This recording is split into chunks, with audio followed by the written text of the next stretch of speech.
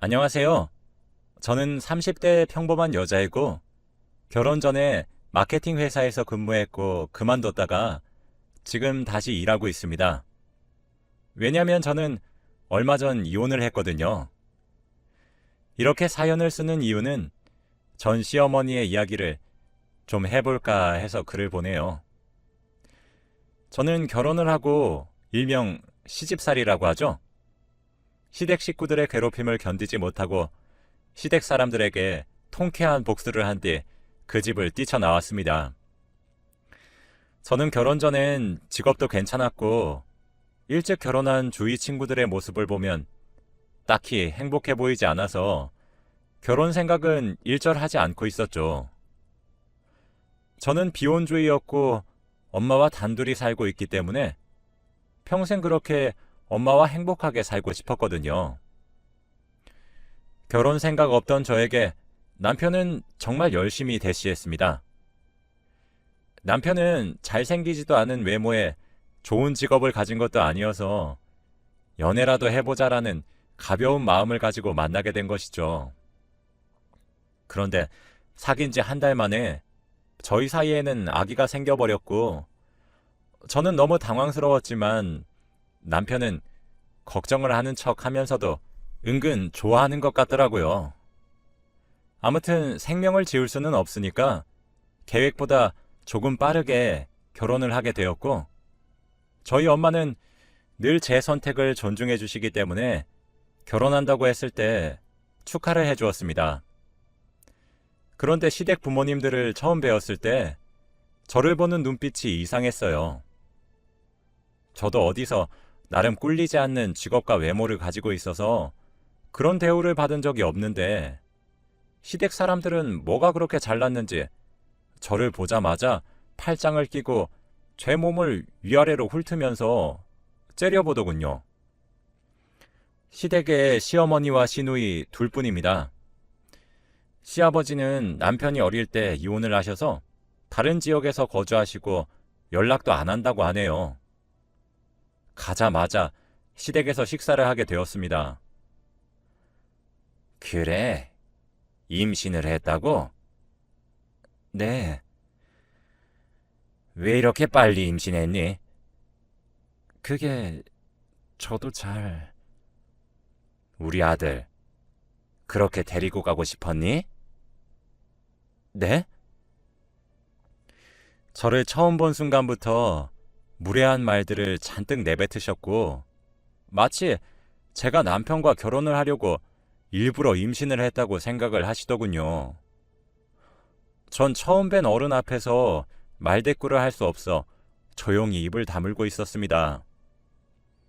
시누이는 옆에서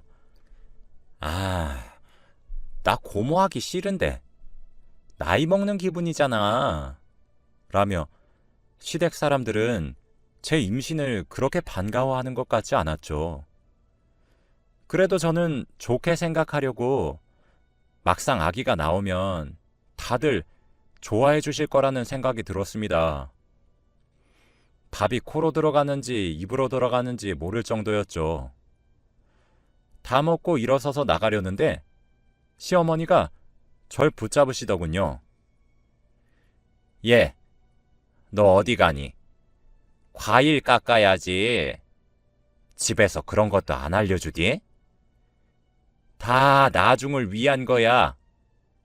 나도 과일 안 먹고 싶은데 너 생각해서 그런 거니까 빨리 앉으렴. 저는 첫 만남부터 시집살이의 교육을 받고 집으로 돌아갔죠. 엄마에게 오늘 있었던 이야기들을 말하며 신세한탄을 했어요. 하지만 엄마는 사돈이 다 너를 위해서 그런가 봐. 조금만 참아. 딸, 시집 가면 과일 깎는 거 다 배워야 해. 엄마가 미리 못 가르쳐줘서 미안해. 라고 한 뒤 제 얼굴을 쓰다듬어 주시고는 안아주셨습니다. 아마 평생을 함께 살던 모녀가 이제는 떨어져서 엄마 혼자서 살아야 하니 엄마가 많이 슬펐던 것 같아요. 저희는 상견례를 하는 자리에서 양가 부모님들이 다 모였는데 남편 빼고는 전부 다 여자였습니다. 그리고 거기서 결혼 자금 이야기가 나왔죠. 사돈, 아직 얘네 돈도 모아야 하고 미연이 임신해서 옆에 누가 있어야 하니까 일단은 저희 집에서 지내기로 하죠. 네? 그럼 신혼집은? 에이, 멀쩡한 저희 집이 있는데 아직은 좀 이른 것 같네요. 그리고 대신 저희 집을 쓰는 대신에 혼수는 필요 없고 결혼 예물은 사돈께서 부탁드려요. 라며 당당하게 요구를 하더라고요. 저는 너무 어처구니가 없어서 네? 저희 그냥 작은 월세방이라도 구할 테니까 그냥 다른 집처럼 해요. 오빠, 무슨 말이라도 좀 해봐.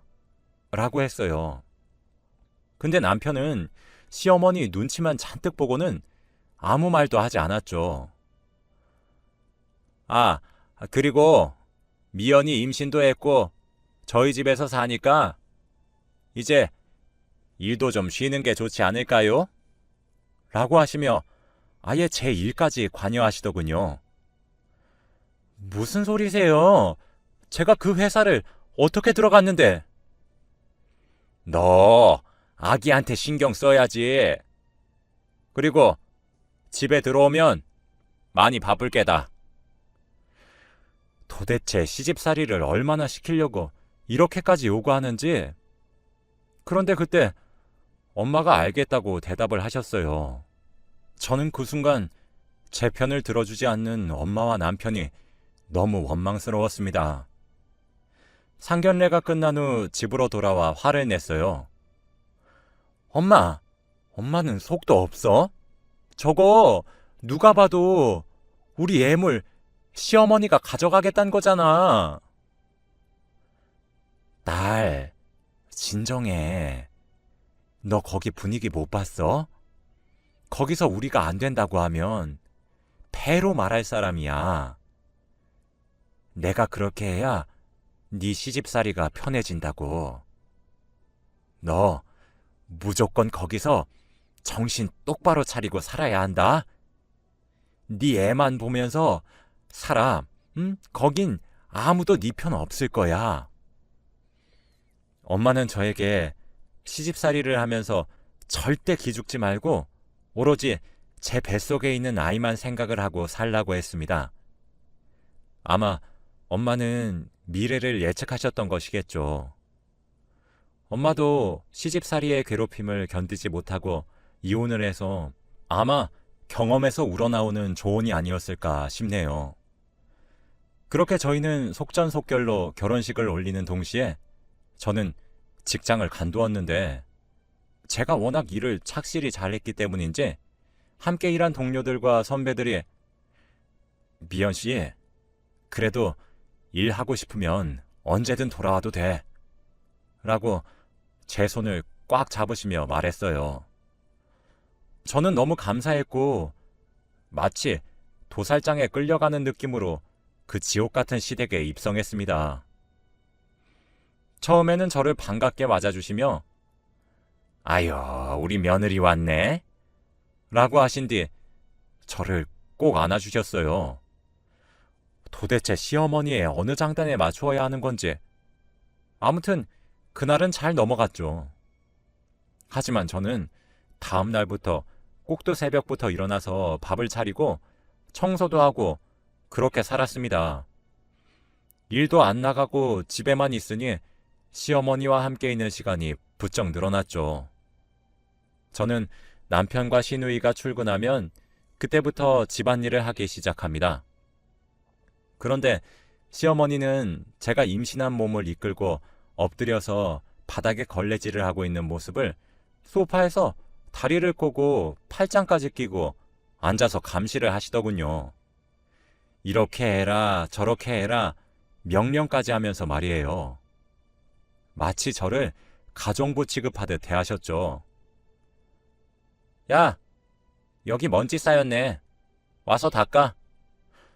아직까지 거기 닫고 있으면 어떡하니? 빨리 닫고 설거지하렴.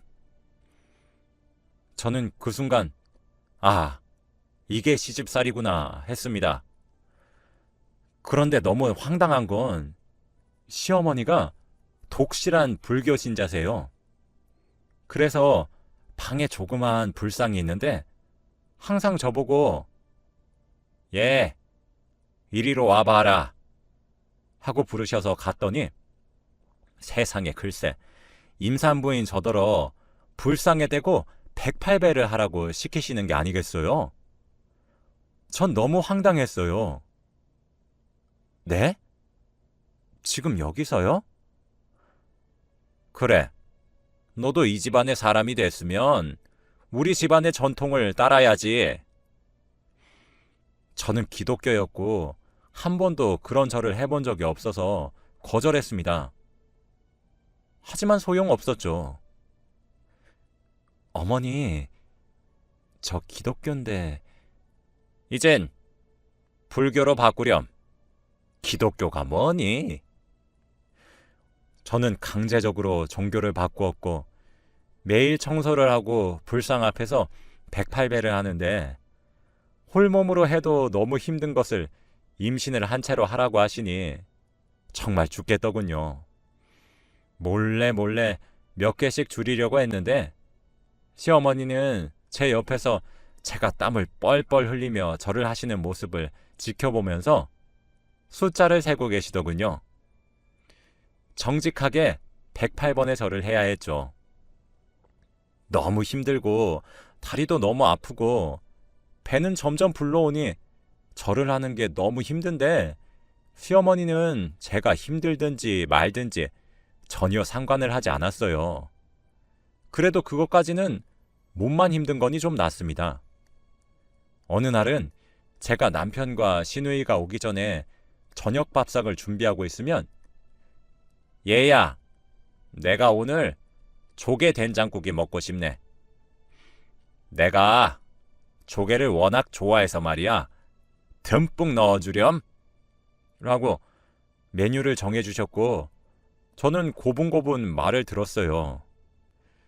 그날 저녁은 조개를 잔뜩 넣은 된장국을 만들었죠.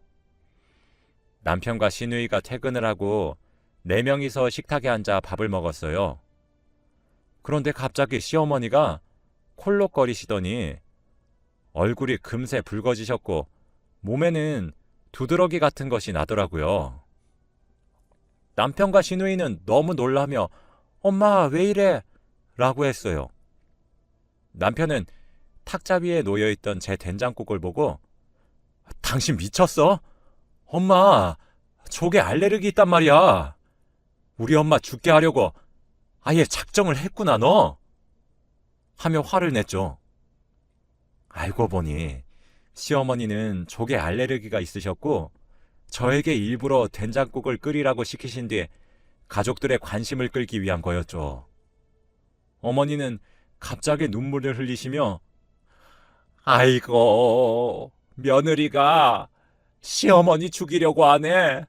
아이고 나 죽네 나 죽어 라며 불쌍한 눈물 연기를 하셨고 시누이는 저에게 언니 요리를 하기 전에 못 먹는 게 있는지 확인을 해야 하는 게 기본 아니에요?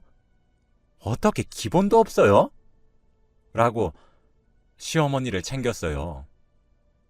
저는 거기다 대고 아니 시어머니가 저한테 조개 듬뿍 넣어달라고 하셨잖아요. 라고 했는데 남편과 시누이는 저를 무시하는 눈빛으로 쳐다보며 너 지금 그걸 핑계라고 하니? 엄마 조개 드시면 거의 죽을 정도로 아프신데 목숨 걸고 조개 된장국을 드신다고? 진짜 당신 실망이다. 라며 쏘아붙이더군요. 저는 어머니의 맹연기에 아무 말도 하지 못했고 저는 남편과 시누이가 저를 보면서 화를 내고 있을 때 시어머니의 얼굴을 보았더니 저를 비웃고 있었습니다. 저는 속에서 천불이 났지만 그래도 아기 낳으면 나간다 라는 신념 하나로 버티기로 했죠.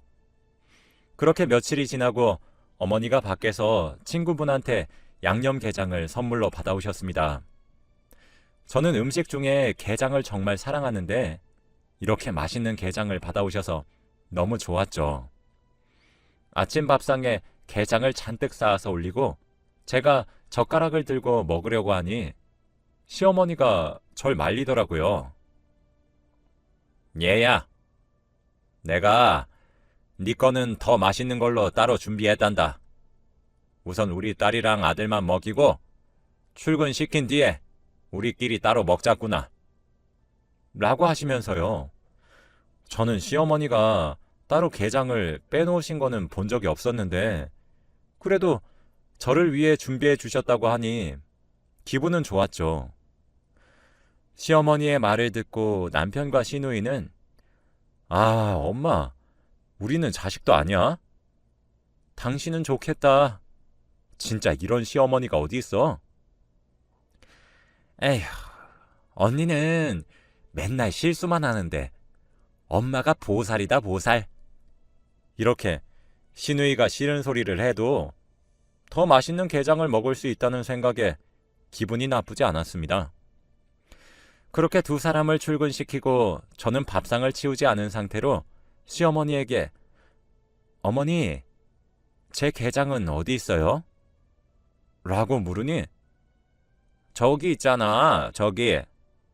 라며 손가락으로 가리키셨는데 그걸 따라가니 남편과 시누이가 먹다 남은 게장 껍질밖에 없었죠.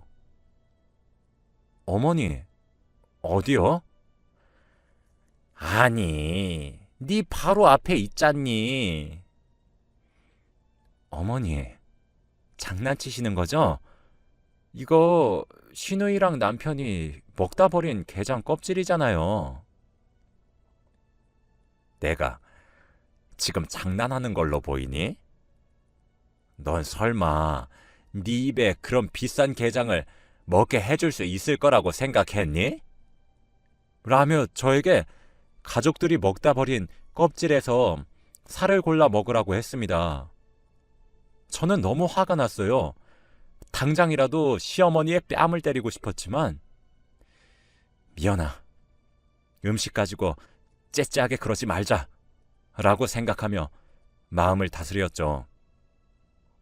결국 저는 맛있어 보이는 게장을 단 한 번도 먹지 못한 채로 보내야 했습니다. 저는 점점 배가 많이 불러와서 제 몸을 움직이기도 힘든데 계속 집안일을 하고 108배를 하는 게 너무 힘이 들었어요.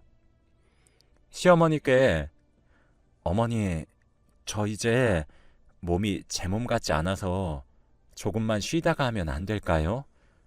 라고 물었죠. 당연히 안 된다고 미쳤냐고 하실 게 뻔했지만 그래도 물어라도 보아야겠다는 생각이었는데 시어머니는 신기하게 그래, 많이 힘들지? 홀몸이 아닌데 내가 간식 차려주마 라며 저를 이해해 주셨죠. 저는 이게 무슨 일인가 싶었고 정말 오랜만에 아침에 침대에 누워 쉬고 있으니 시어머니가 저에게 간식까지 가져다 주시더군요. 저는 어머니 너무 감사해요. 안 그래도 출출했는데 잘 먹을게요. 라고 한 뒤 시어머니가 주신 음료와 간식을 모두 먹었죠. 그런데 그 뒤부터 계속 배가 아프고 속이 안 좋으면서 토를 하는 게 아니겠어요. 그래서 아까 어머니께서 주신 음식들을 다시 보기 위해 주방으로 갔는데 아무리 찾아도 음식은 없었습니다. 그래서 체한 줄 알고 다시 방으로 돌아가려던 순간 분리수거통에 있던 음료와 간식들을 보았죠. 저는 이게 무슨 영문인가 싶어 그것들을 들고 살펴보았더니 이게 무슨 일인지 그 음식들은 유통기한이 모두 지난 음식들이었습니다. 이제는 하다하다 며느리한테 상한 음식까지 먹으라고 쥐어주셨던 거예요. 어머니, 이게 뭐예요? 아까 주신 음식들 다 상한 거잖아요. 그게 왜? 그럼 네가 진작에 잘 알고 먹었어야지. 넌 우리 집에 있는 음식들도 죽이 아까운 존재야. 어디서 굴러 들어온 주제에 우리 집 음식에 손을 대? 너는 우리 식구들이 남은 음식만 먹고 상한 음식만 먹으렴. 어떻게 이런 악담을 내뱉을 수 있는지 제가 차라리 홀몸이면 모를까. 제 뱃속에는 생명도 자라고 있는데 손주를 전혀 생각하지 않으시는 시어머니가 너무 싫었습니다. 저는 정신을 똑바로 차려야 되겠다고 다시 한 번 더 다짐을 했고, 제가 떳떳하게 이 집에서 나가면 시어머니를 이길 수 있다고 생각했죠. 그렇게 시간이 지나고 추석이 다가왔어요. 저는 집에서 제사상을 다 차리고 잡일들을 하며 어머니가 아무 잔소리도 하실 수 없을 정도로 완벽하게 일 처리를 했죠. 확실히 흠을 잡을 게 없으니까 시어머니는 잔소리를 전혀 하지 않으셨죠. 그리고 저는 추석 당일이 지나고 친정집에 가기 위해 준비를 하고 있었죠. 시어머니가 제게 얘야, 너 어디 가니? 라고 하셨고, 저는 엄마한테 잠깐 들리려고요. 추석이기도 하고 엄마도 오랜만에 너무 보고 싶어서요. 라고 대답했습니다. 뭐? 지금 추석에 친정에 가겠다는 말이야? 네, 제사도 다 끝냈고 오늘 할 일은 다 했거든요. 가봤자 엄마 하나 있는 집안은 뭐 하러 가니? 니네 엄마는 너 하나 없으면 못 산다냐?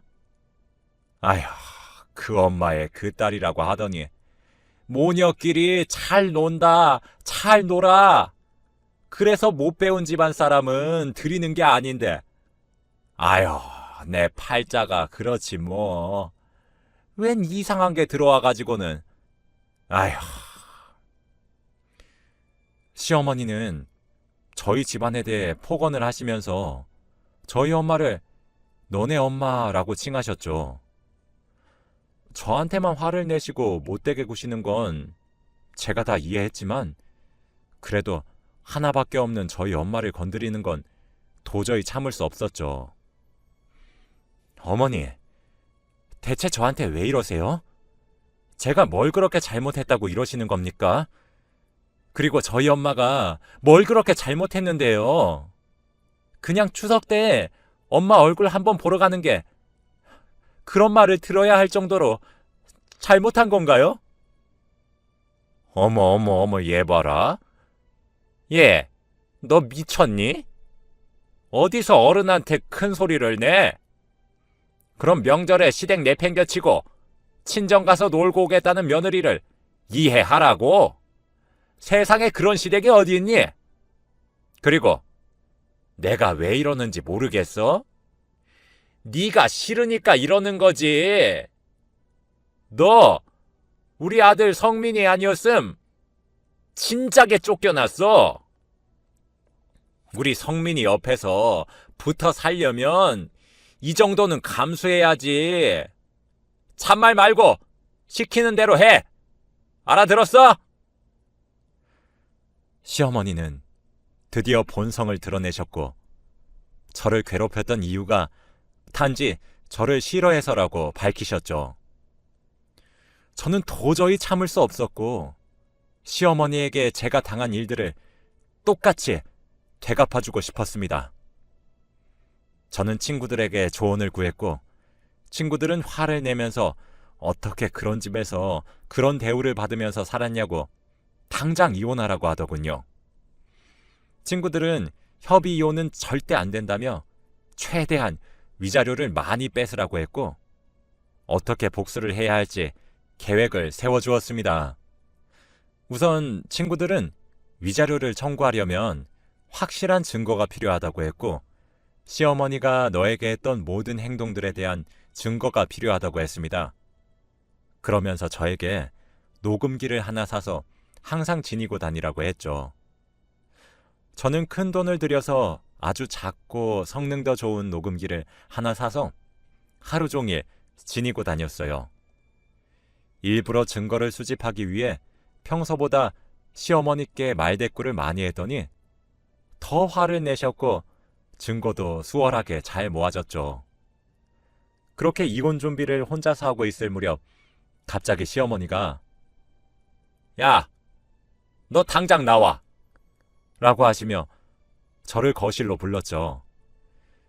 그때는 남편과 시누이가 모두 집에 없어서 저와 시어머니 둘뿐이었거든요.